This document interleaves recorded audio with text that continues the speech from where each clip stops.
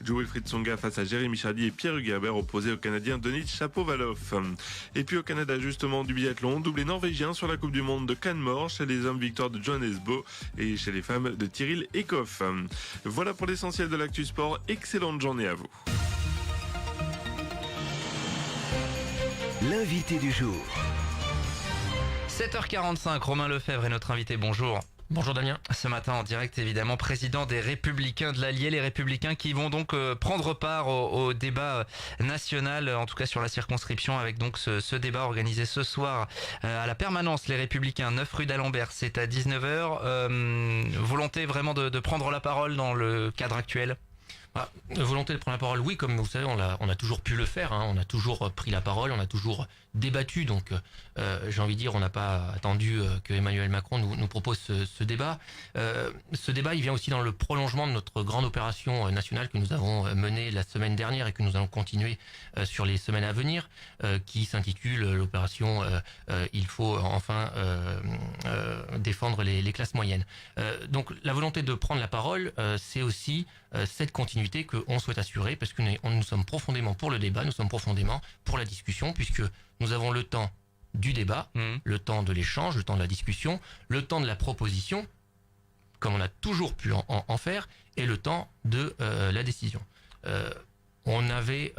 Nous dénonçons depuis le début du quinquennat d'Emmanuel Macron sa politique et celle de son gouvernement. Nous avons mis toute une série de tracts, nous avons distribué toute une série de tracts, fait toute une série de propositions. Aujourd'hui, on traverse une crise extrêmement profonde. Il ne vous a pas échappé qu'avec les gilets jaunes, nous avons une crise.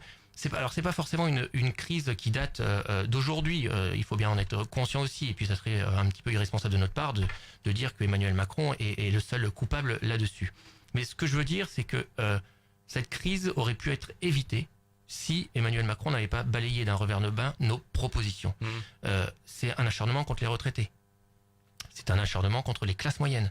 C'est un acharnement contre les automobilistes. C'est un acharnement contre la ruralité.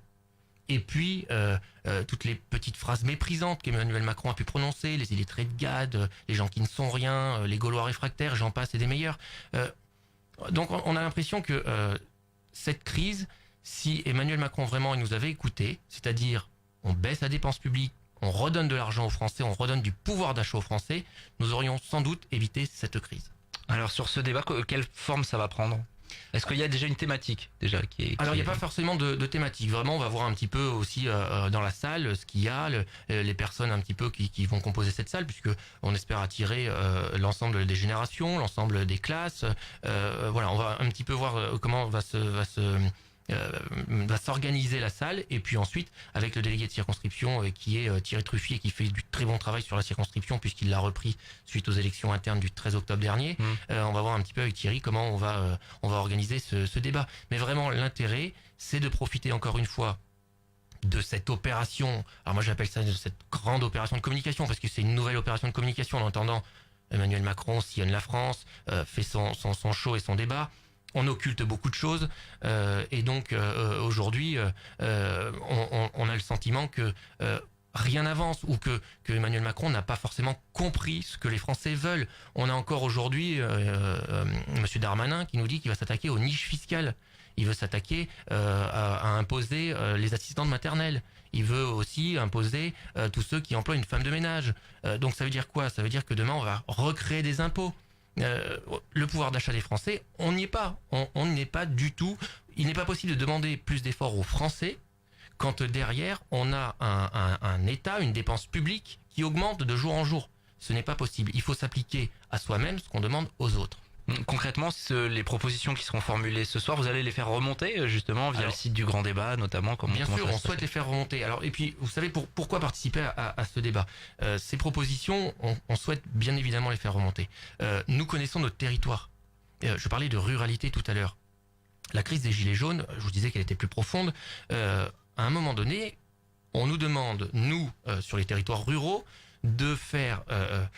qui prenons notre véhicule. Vous savez que la situation du ferroviaire, je vous apprends rien, est extrêmement compliquée dans notre département. Notre voiture est notre seul moyen de nous déplacer. On nous dit, avec la réforme des 80 km/h, que désormais, on va mettre plus de temps pour nous déplacer. Bon. Ok, on passe. On nous dit ensuite, en plus de mettre plus de temps, vous allez mettre plus d'argent, puisqu'on augmente le prix du carburant. Et j'estime que c'est la goutte d'eau qui a fait déborder le vase. Et on arrive sur cette crise des gilets jaunes. Donc on connaît notre territoire, on le connaît parfaitement. On sait exactement ses problématiques, nous connaissons ses problématiques, nous connaissons ses enjeux. Donc c'est pourquoi nous allons faire remonter nos propositions. Je pense très sincèrement que ce sera essentiellement du territorial. Mais ça pourra être aussi sur du national, bien entendu. Vous y croyez à ce grand débat, ce qui va en ressortir finalement après ces semaines de concertation? J'écoutais hier, vous savez, on a encore, je crois, 3000 débats qui vont être organisés d'ici la fin, genre, je crois que c'est fin février ou début mars, je sais même plus. Très franchement, c'est une opération de communication. Comment on va arriver à compiler l'ensemble des propositions si les dés sont pas joués d'avance? Les dés sont tirés d'avance, c'est pipé ce grand débat. C'est encore une fois une grande opération de communication qui ne fera pas avancer. Je vous disais tout à l'heure, on a Monsieur Darmanin qui veut s'attaquer aux niches fiscales. Alors Emmanuel Macron là-dessus hier a un petit peu mis le pied sur le ballon et voilà. Rétro-pédalage en permanence. On ne sait plus qui fait quoi. Mais regardez ce qui s'était passé pour l'impôt à la source. On l'annonce, un jour on recule, on fait exactement pour les niches fiscales. Y a-t-il un pilote dans l'avion ? On ne sait plus qui fait quoi. C'est extrêmement grave parce qu'on nous avait promis le nouveau monde. Très bien, le nouveau monde. Peut-être que je fais partie de ce nouveau monde, donc je devrais aller dans leur sens, puisqu'on fait partie du renouvellement. J'ai jamais été élu. J'aspire à l'être, puisque j'ai envie véritablement de défendre mon territoire. Mais à un moment donné, il faut aussi garder de l'expérience. Il faut avoir, vous savez, je suis sportif et je fais souvent le parallèle. Je suis footeux et dans une équipe de foot, il vous faut de l'expérience et il vous faut de la jeunesse. Et ben dans le monde politique, c'est exactement la même chose. Vous ne pourrez pas avancer si vous n'avez pas des personnes expérimentées. Et aujourd'hui, on voit que dans le gouvernement d'Emmanuel Macron et même à l'Assemblée nationale, nous avons affaire à des amateurs, et ce qui est extrêmement regrettable. Justement, ça va me permettre de rebondir. Nous avions à ce micro hier à la même heure le nouveau référent départemental de La République En Marche, donc Jean-François Jarige, implanté sur le bassin montluçonné, qui disait justement un petit peu dans ce sens. Il disait il faut qu'on fasse vivre ce qui a fait La République En Marche, avec notamment ces nouvelles têtes qui arrivent et qui critiquaient un petit peu le passé. Il disait voilà, le système qui a fonctionné ces dernières années aujourd'hui n'est plus d'actualité. Vous avez quoi répondre à ça finalement, ce système-là Moi je dis que quand on voit le système actuel que Emmanuel Macron a mis en place, permettez-moi de préférer l'ancien monde finalement.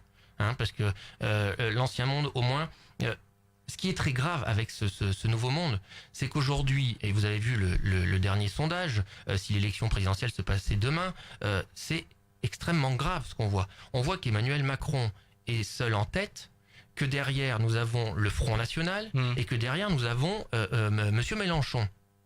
Le parti de droite traditionnel et le parti de gauche sont complètement anesthésiés. Le problème, il est où? C'est que demain, la force d'opposition, la force d'alternance, ce seront les extrêmes. Donc on a des personnes qui avant étaient dans les partis traditionnels, aujourd'hui rejoignent Emmanuel Macron. Qui sera là demain pour proposer une alternance crédible? Les extrêmes?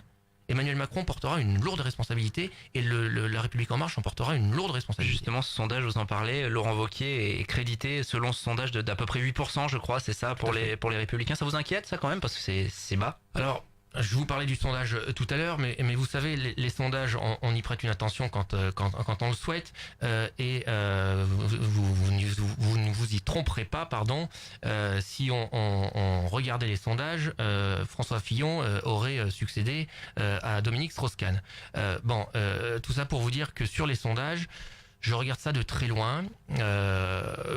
On a vu également sur la primaire ce que ça a pu donner, la primaire DLR. Donc voilà, je regarde ça bien sûr avec attention, mais de très loin. Les prochaines échéances, notamment les européennes, comment vous allez vous investir dans le débat? Alors les européennes, effectivement, il va falloir il faut absolument qu'on prenne part sur notre territoire aux élections européennes. C'est indispensable également. On a eu un trio qui va diriger la liste aux européennes. Je m'en félicite. On a Monsieur Danjean, Madame Evren et Monsieur Bellamy. Ici, à Montluçon, nous sommes prêts.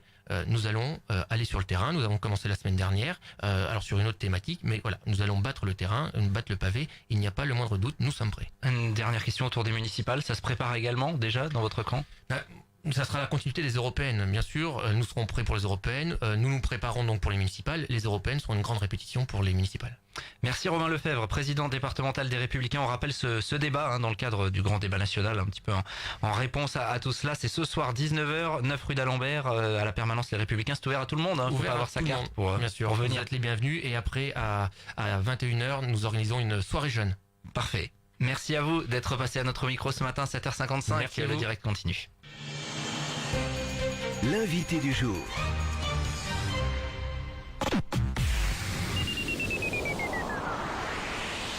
Attention, c'est parti. Qui est le spécialiste menuiserie PVC, aluminium, mixte et bois dans la région? Alors Bon, qui est le spécialiste en porte d'entrée, volets battants et roulants, portail, clôture et véranda? Alors Je sais, la SARL Boulico Brandao. Voilà. Fabrication